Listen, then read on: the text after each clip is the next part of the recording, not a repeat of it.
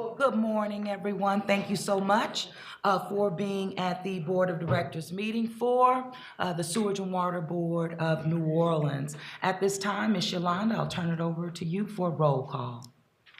Mayor Cantrell, Present? Councilmember King, Director Barnes, Present. Director Duplessis, Director Markowitz, Director Guzman. Here. Director Pacho. Here. Director Sloss. Here. Director Howard. Here. Director Scholas. Director Anthrop. Here. Mayor, we do have a quorum. Thank you. Thank you so much again for being here and just for your leadership. I wanted to really commend you all, meaning the board, for taking action, putting in writing and responding to the real needs of this utility, not just for today, but looking out 30 years from now relative to the roll forward. Of course, as a body, you all understood firsthand your fiduciary responsibility to this agency, to this city. And as a result of that, you put, again, a real explanation in regards to why a roll forward for us was necessary. However, understanding the actions as well as the priorities set by the New Orleans City Council. Regardless, though, the reality is still the reality. Our drainage in terms of our budget totals $13.5 million. That is our capital relative to drainage. We know that approximately $10 million annually is pretty much obligated to the U.S. Army Corps of Engineers because of the seal of projects that we've had implemented in our city. And this leaves a mere $3.5 million for capital repairs relative to our drainage system. We know that the allocations towards these seal of projects, again, goes on for the next 30 years. So when we're in these positions right now, we know that the decisions that we're making is not just about today. We have that responsibility looking at the future of this agency and being very real, upfront, and honest and transparent about the resources that this utility has for drainage and the need in our city for these types of repairs, specifically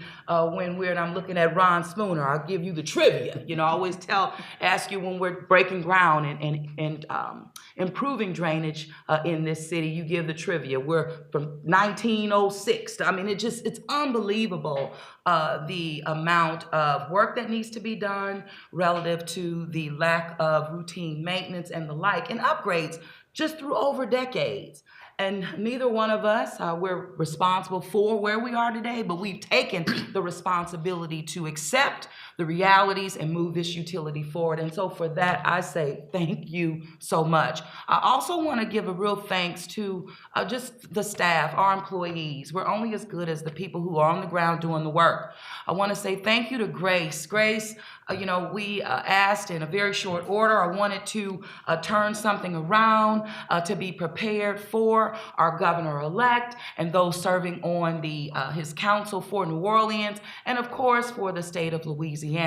That was prepared, turned over, and I just want to say thank you for that. But the way is in our front, and I'm just so grateful. Also to my President Pro Tem, who's been holding us down, running these meetings effectively and efficiently. And for that, I say thank you. So with that, I'm going to ask for a motion to approve the minutes of our last board meeting.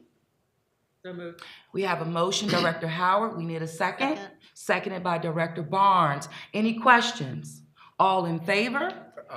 Any opposed? Any abstentions? Hearing none, the minutes have been officially approved. Now we will turn to our Executive Director. Thank you so much, Mr. Corbin. We're ready for your report. Well, good morning, Mayor. Good morning, Board of Directors and everyone. Good to be here this morning, and I appreciate all the comments that you've shared with us.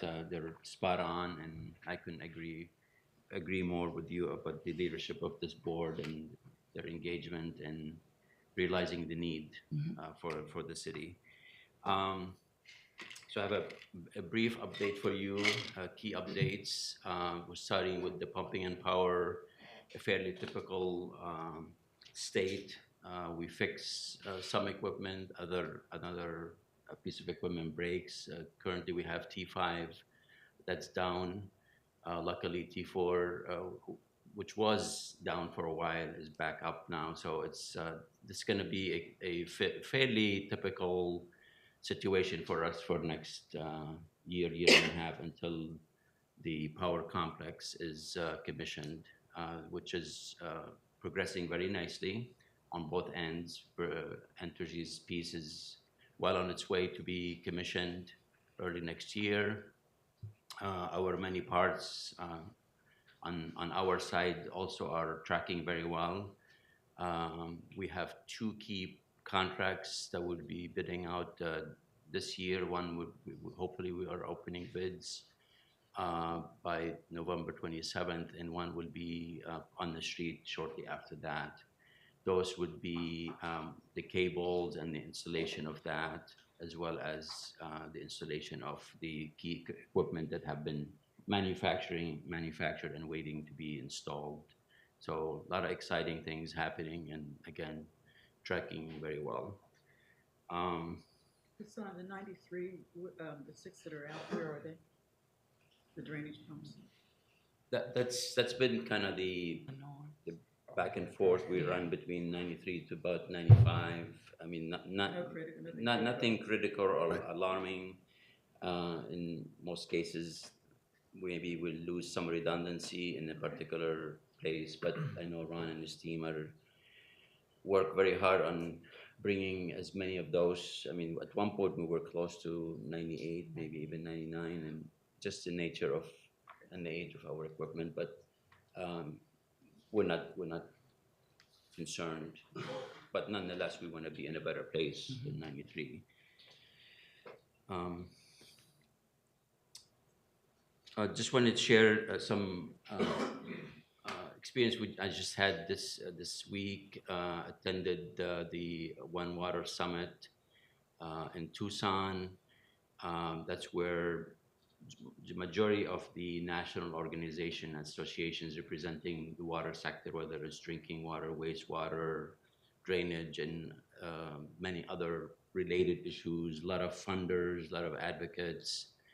Was very well represented. Actually, Director Antrup was there, and we had a couple associations or organizations from the city there.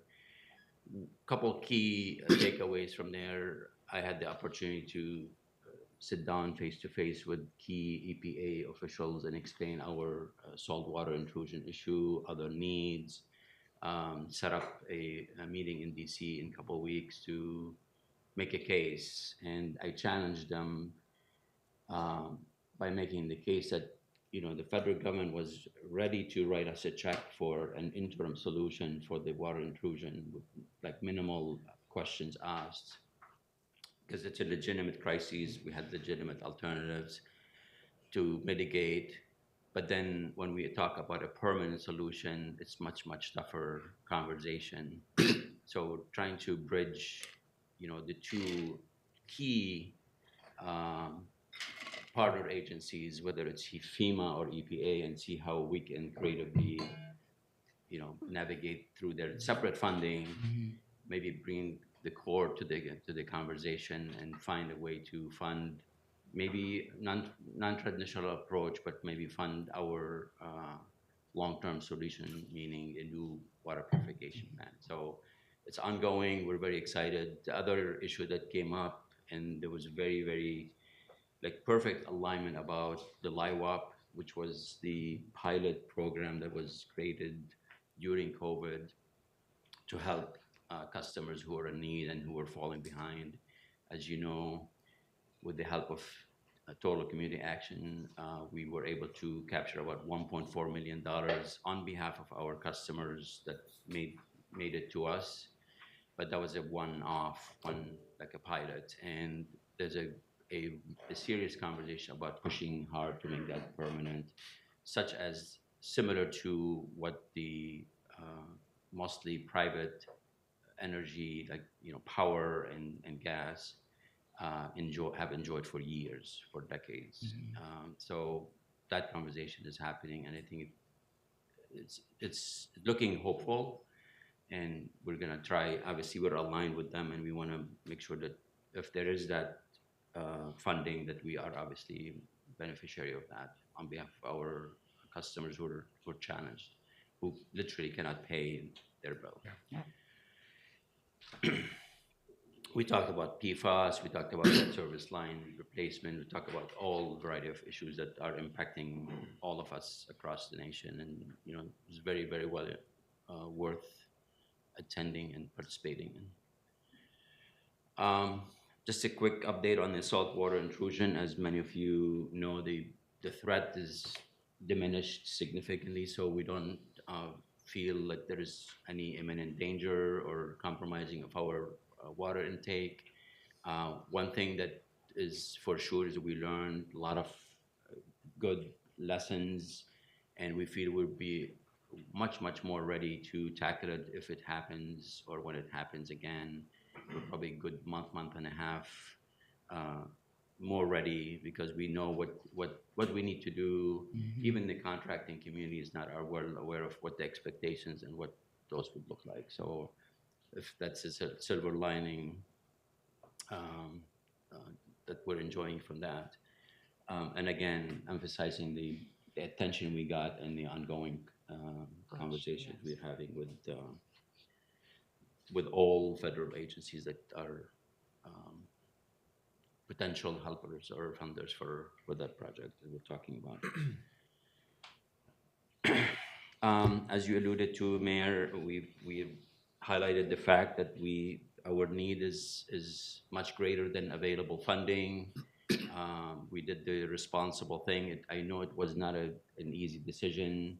It was not taken lightly by anybody in this room, including myself, that we are well aware of all the challenges many of our customers are facing financially and economically, but we felt responsible to show what the needs are on behalf of the same customers who are struggling.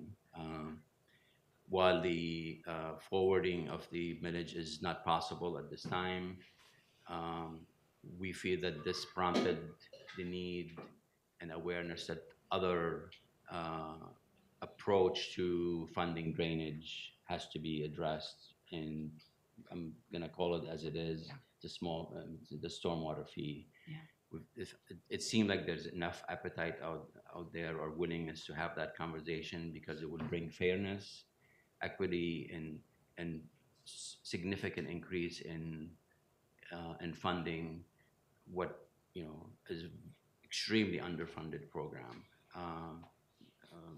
I don't think anybody argues that the stormwater fee would spring a different way that's more equitable again and more fair, because it will charge people who are currently taking advantage or enjoying the benefit of our services without paying anything toward that. Well, and the reality is that this isn't new. Yeah. This is something that was put on the table decades ago.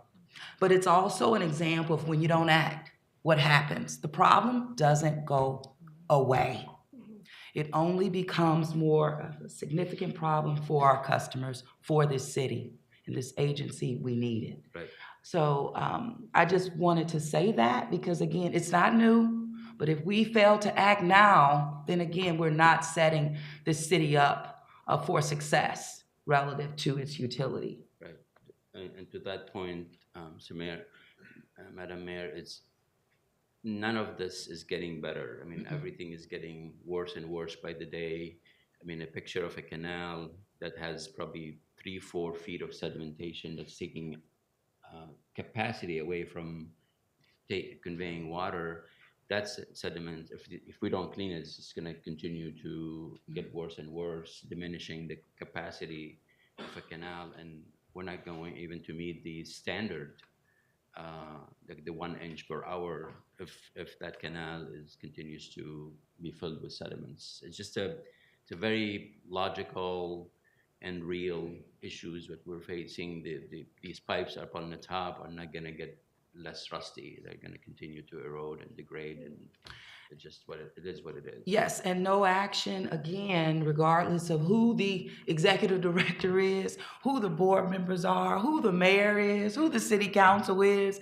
These issues are existing and need to be addressed. Absolutely, and our job is to share that and make the public aware. We cannot hide these things. Yes. So, yes, ma'am. I just want to make a quick point, which is just to thank you for creating such a clear image and for saying what's going to happen without the money, which I think Yeah. we hadn't sort of gotten that far by the last meeting. And it's very clear, without these upgrades, Yeah.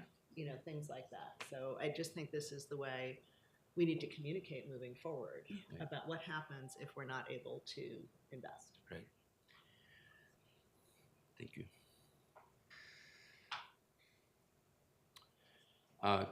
Quick update on the water quality master plan, which is, in terms of timing, couldn't be happening at a better time. In terms of, the issues and challenges we're facing, whether it's, new regulations relative to emerging contaminants. Now we're dealing with salt water intrusion. Predictions are it's gonna happen. We don't know how frequent and when, but it's likely to happen again. So we just selected a winning team under CDM Smith consulting firm to start that planning process, explaining what it needs to look like to tackle on future challenges in a ready form rather than responding and reacting with interim solutions as crises happen. Would handling salt, would purifying salt water, that would not be part of what we're talking about here, is it? Well, we're looking for a technology that can handle low levels of salinity in water. We're not talking about the full-scale desal. Yeah. I mean, that would be like the immediate answer, but that would be so expensive and unjustified in terms of how often we will need that.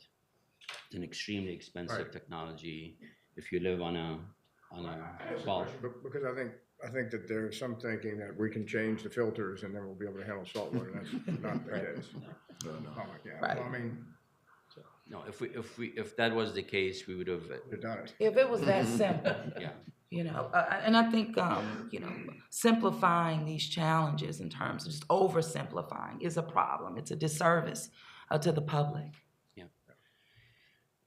So one of the first things that we asked the consultant to do under their scope is to look at our sampling process, our management of water quality process, in light of some of the questions that have been raised publicly, which in part we're thankful for the technology sometimes the news media brings that we don't have, but it highlights that this technology maybe should be processed by us, and which we will. We're going to add a lot of new monitoring and tracking processes to make sure that we ensure that the processes are adhered to 100%. We're talking about analytics and marrying two databases together and looking for any anomalies or deficiencies, and that's exactly what the media had done and found few deficiencies and errors, which we're correcting, as you all know. So good things are coming out of that. I mean, we appreciate the fact that it's been highlighted, but we want to make sure we don't lose sight of the scale of it, where it's a smaller one, it's manageable, and we're going to continue to improve how we do things.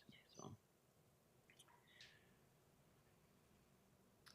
smart metering is progressing well. I talked to Becca Johnsey this morning, who, as you all know, managed this program for us, and I asked her how she's feeling, and it's an overwhelming undertaking. There's a lot of issues that we're facing on a daily basis as we roll out. Probably by far one of the most significant. Lot of moving parts, and she's feeling good, so I'm feeling good on her behalf. She shared some of the good, some of the nuts, but nothing that she or her team is not able to overcome. And So we're progressing in numbers. She told me we're doing 33 meters a day, which exceeds the design number by a couple. That's in the soft rollout. So that number is gonna become much bigger once we get all the glitches out, when the interfacing is fully vetted and trusted and fully relied on. The pilot project that took place in the West Bank several years ago is being swapped completely to bring consistency in terms of the technology. Right. So a lot of things are happening, and we'll probably provide you with a more detailed at a committee level, probably beginning of the year, in terms of findings, the problems and the solutions we've discovered. Question? I think we should continue to celebrate within, our capabilities and our broader context. Doing this is huge for the community. I mean, it's from the, we're upgrading, we're giving better customer service. We're going to be more effective in our process. This is big, and every time we bring it up, I think we should take a moment to celebrate this win. Billing accuracy. Billing accuracy. I mean, just it's progress. Yeah. This is huge. Absolutely positive. Yeah. So the fact that we're doing it is definitely worth celebration. There's a lot of we're cautious folks. We're engineers. We want to make sure everything is perfect before we Right. start celebrating on behalf of our customers. So the time will come, and it's around the corner. But thank you for your encouragement. A lot of outreach efforts throughout at different levels, whether it's media. Ron and Steve have been very active with talking to media on a variety of issues. We show up wherever, whoever invite us, we're there. We do a lot of internal meetings. We have our customer advisory committee. We've been educating them on the smart meter so they can go out and share the good news. Just a couple of days ago, I think Wednesday, the Urban Water at 10 was celebrated. I think that was the last event, kind of setting off the next 10 years worth of attention and effort. And so it's very, very exciting. And we have a couple other meetings coming up in November. So kudos to the staff and Grace for putting us out there with our customers to hear them out. You look good on WBOK over there, Ryan.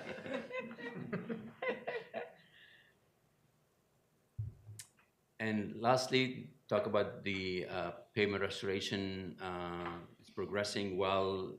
Those two numbers kind of help each other out. Basically, we have a 23% decrease in the open payment work orders, and that's due to the fact that we made it a priority for us. Funding-wise, bringing other partners to help us. And as you can see, we're doing, in comparison to last year, 22% more. We're on track, according to Steve, that we are going to bring the backlog from over 3,000 to 1,000, and which will be such a great milestone, allowing us to take that down to 0 by the end of next year. Yes. And then allow us to keep up with restoration within weeks rather than months or years. So it's a huge shift, but it took attention, it took focus, it took a lot of funding. And just going, to underscore the impact of the fair share agreement that we were able to strike in 2019. Timing matters. We were able to get that done. And this is, again, an example of how progress is being made on the ground. So thank you. Absolutely. We ran out of money by August of the budgeted money because we burned through it for a good reason, because we were doing a lot more. And then the fair share $4 million contribution or allocation allowed us to keep the momentum going and get us to where we are. And obviously, I'd be remiss if I don't mention the partnership with the city and DPW and their contract that they're managing to help us with some of the backlog. So that concludes my presentation, and I appreciate your questions and your listening. All right, thank you very much. Any questions for Ghassan at this time? If not, we will move to committee reports. And so Director Howard, I'll turn to you first for the Operations Committee report. The Operations Committee met on October 17th at 9 a.m. Present were Directors Duplessis, Scholas, Pacho, and myself, and committee members, and then also Director Sloss. There are no members absent. And the main event was a presentation by Rebecca Johnsey, who you mentioned is in charge of the AMI project, who gave a detailed presentation on the implementation. The information focused on schedule, customer communications, technical interfaces, and identification of and navigation of challenges. She also talked about changes that would ultimately come to the billing process and other operations once the program is completely installed. And then Ryan McNeely of PFM presented an update on the status of the people plan. And this next steps include an employee-wide survey and the development of workforce model options from studies of utilities that are comparable to the Sewage and Water Board. There is no public comment, and the meeting adjourned at 10:18. Okay, thank you very much. So we will need a motion to approve the committee report as presented by Director Howard for Operations Committee. So moved. Moved by Director Sloss. We need- Second. Seconded by Director Anthrop. Welcome, good to see you. Thank you. All right, any questions? Hearing none, all in favor? Aye. Any opposed, any abstentions? All right, the report has been adopted and received. Thank you. We'll now move to the Pension Committee report. Director Pacho. Thank you. Pension Committee met on Tuesday, October 17th. In the executive boardroom, the meeting convened at approximately 10:34. Present, myself, Director Scholas, Ms. Johnsey, and Ms. Shine. Other board members present, Director Howard.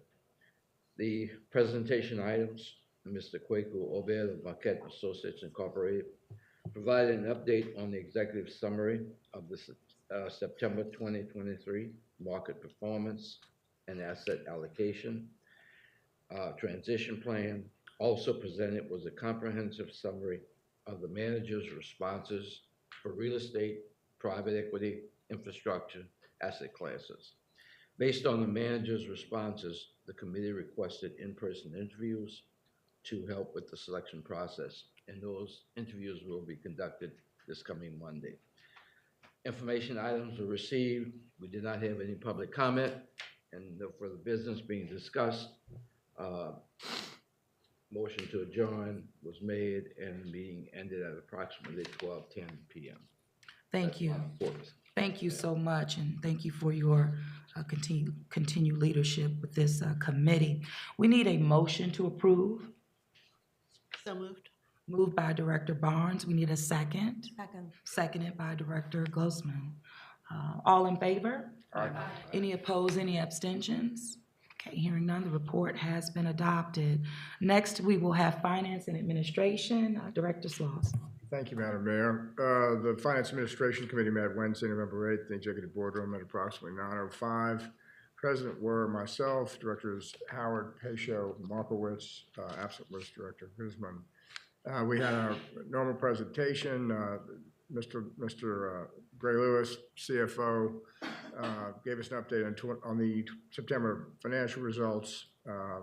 Of note, water and sewer cash levels were 224 and 255 days on hand respectively, which exceeds the minimums, and it's been that way for all of 2023. Additionally, debt service coverage is within forecast budget. Our collections in October were $23.5 million, and you'll notice been a focus of getting collections up, which was above the $21.7 million average for the year, so that's a good thing. Over 60 days decreased about 1%. The billings for the month were slightly down. For the year, they're slightly up, which is to say up $1 million. We also received an update on customer service calls, which you all are familiar with those charts, and nothing out of the ordinary there. We had, in terms of action items, we had 4 contract renewals, 2 change orders by ratification, 1 change order by approval, 2 contract amendments, 2 contract final acceptances, and the usual information items were received. There was no public comment.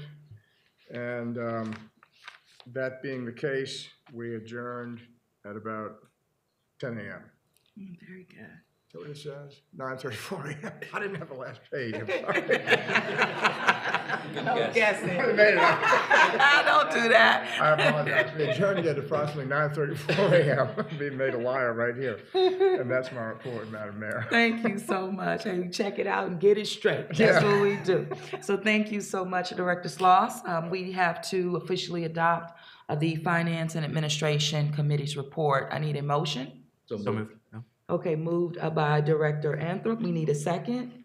Seconded by Director Pacho. All in favor? Aye. Any opposed, any abstentions? Hearing none, the report has been officially adopted. Ms. Yolanda. And now we have action items. Ed Sutherland will present the internal audit chap. Come on up.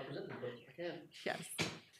So we have Ed Sutherland, our CAE, who's going to present our internal audit department charter and our audit committee charter. Yes, the actual internal audit charter and the audit committee charter were both adopted via audit committee in Q3. So these are just the corresponding resolutions to get these ratified and taken care of. The internal audit charter basically just outlines the responsibility of the internal audit department with our responsibilities, as well as, most importantly, the dotted line relationship only to the executive director.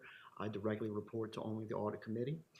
As far as the audit committee charter goes, it outlines all the roles and responsibilities of the audit committee charter, as well as, most importantly, the relationships with the internal auditor versus the external auditor. Were they included in the board packet? Did I miss it again? I don't know.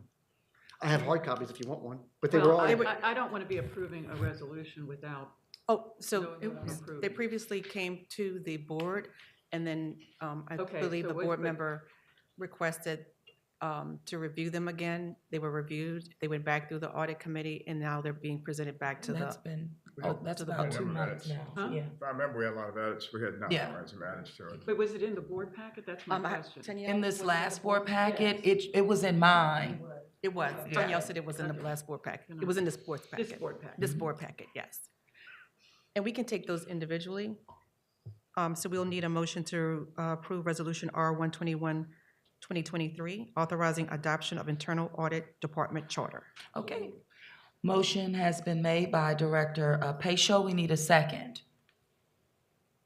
Second. Seconded by Director Guzman. Any questions? Okay. Hearing no questions, all in favor? Any opposed, any abstentions? Hearing none, we've officially adopted the Internal Audit Department Charter. And now we have Resolution 122, 2023, authorizing adoption of audit committee charter. Okay, we need a motion to approve. So moved. It's moved by Director Pacho. We need a second. Second. Seconded by Director Guzman. Any questions? Hearing no questions, all in favor? Aye. Any opposed, any abstentions? Hearing none, we've officially adopted the Audit Committee Charter. Thank you. Thank you very much.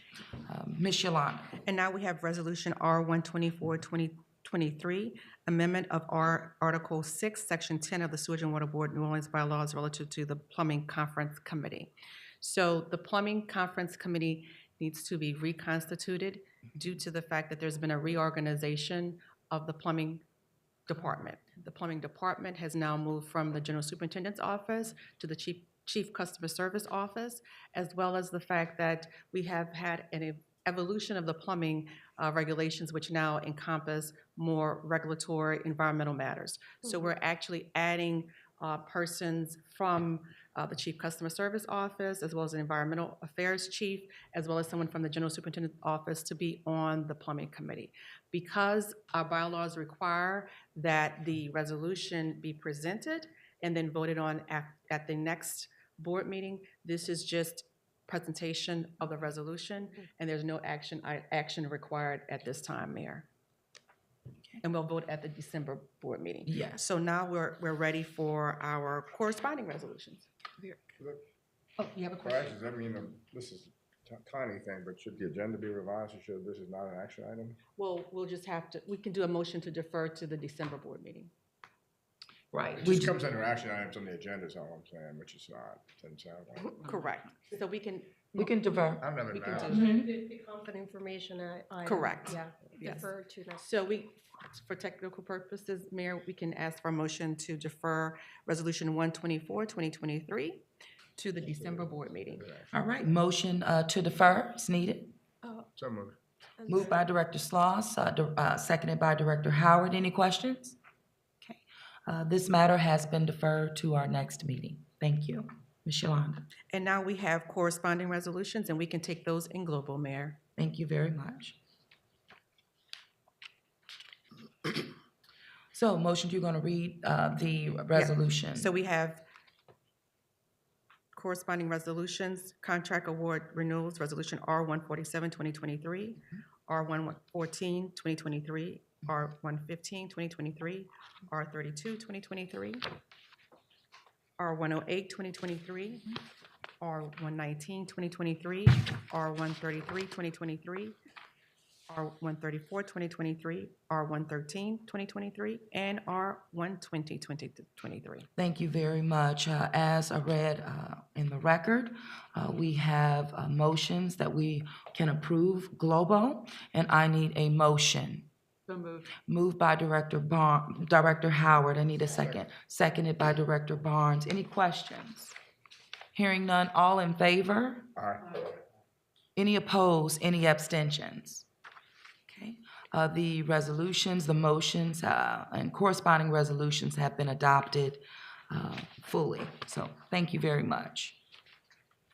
And now we're ready for executive session. Okay, we need a motion to go into executive session. So moved. Moved by Director Sloss. We need a second. Seconded by Director Barnes. All in favor? Aye. All right, ayes have it. We are now in executive session.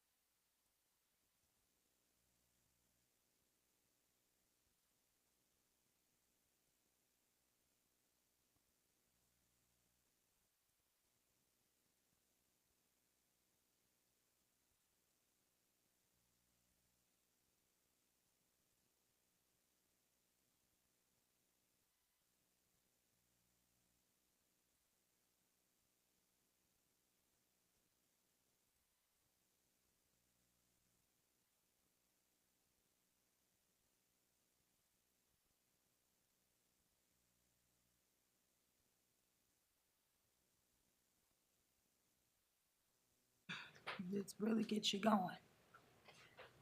All right, so we need a motion to exit executive session at this time. So moved. Moved by Director Anthem, seconded by Director Pacho. All in favor? Aye. All right, so, Ms. Yolanda. And yes, Mayor, we will need a motion to approve special counsel's recommendation regarding multi-district litigation number 218-2873 RMG. Also, Sewage and Water Board versus Barrier Construction Company, case number 2019-8999, Division M. Also, Joseph Jackson versus James Thomas et al., Civil District Court, case number 2016-10418. And Antoine McCool versus Sewage and Water Board, case numbers 2015-00847. Thank you very much. We need a motion to approve, as our special counsel has indicated, read into the record, all relative matters and in alignment with special counsel's recommendations. So with that, we need a motion. So moved. Moved by Director Howard, seconded by Director Sloss. Any questions? Hearing none, all in favor? Aye. Any opposed, any abstentions? Okay, the ayes have it, and we have approved the recommendations as recommended by special counsel. Thank you, Mayor. Ms. Yolanda? Yes, and we have new business. Director Sloss will give us just a brief outline as how new business will proceed on our agenda. We had, well, if everybody wants to do it this way, we had some discussion of there's not a way to add new business to our agenda. And in talking to special counsel, it turns out we have to ask for something to be added to the agenda, which actually is right, for the next meeting. The purpose of this is if you want to talk about something at a meeting, this is the way to do that. So at this point in time, you'd say, I'd like to talk about PFAS or whatever it is that would be put on the agenda for the next time. Assuming the president agrees with that, because this was done, and you weren't there, but that's what it's about. I don't know if I made that clear or not. If the board want to bring things up, this is the method to do that, and it will show up on the agenda in the following month. Yep, I think that it's a great recommendation that the board is bringing forth under your leadership, President Pro Tem. So with that, we need a motion to approve as recommended, adding new business as an agenda item to our Board of Directors agenda. Move. Okay, it's been moved by Second. Director Guzman, it's been seconded by Director Pacho. Any questions? Hearing none, all in favor? Aye. Any opposed, any abstentions? All right, ayes have it. New business will now be a part of our agenda. Thank you so much. Ms. Yolanda. We have information items for your perusal, and do we have any public comment, Tanyel? We have no public comment. Okay, at this time, I'll ask for a motion to adjourn. So moved. Moved by Director Sloss, Second. seconded by Director Guzman. All in favor? Aye. Aye. All right, meeting has been adjourned, or is adjourned. Thank you so much. Thank you. Yeah. That was great. Thank you.